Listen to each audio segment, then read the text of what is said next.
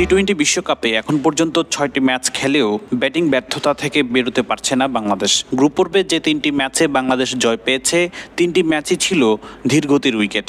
বাংলাদেশ সাধারণত এই ধরনের উইকেটে খেললে জয়ের সম্ভাবনা থাকে, তবে বিশ্বকাপে এমন উইকেট সবসময় পাওয়া যায় না। এমন আবহে টাইগারদের ফ্ল্যাট উইকেটে ভালো ব্যাটিং করার তাগিদ দিয়েছেন সাবেক অধিনায়ক মাশরাফি বিন মুর্তজা। সুপার 8-এর প্রথম ম্যাচে অস্ট্রেলিয়ার বিপক্ষে ব্যাটিং বান্ধব উইকেট পেয়েও ১৪০ রান করে বাংলাদেশ। কমিউনিটি ব্যাংক, সবার ব্যাংক।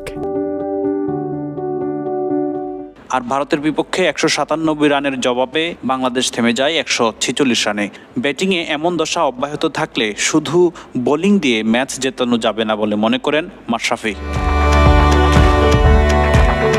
কাগজে কলমে এখনও টুর্নামেন্টে টিকে আছে বাংলাদেশ। শেষ ম্যাচে আফগানিস্তানের বিপক্ষে মাশরাফির চাওয়া ঘুরে দাঁড়াক বাংলাদেশ। মাশরাফি বলেন, বাংলাদেশের ভালো করতে হলে আসলে ব্যাটিং ভালো করাই লাগবে, এর কোনো বিকল্প নেই। কারণ সবসময় স্লো উইকেট পাওয়া সম্ভব নয়, বিশেষ করে এই ধরনের টুর্নামেন্টে।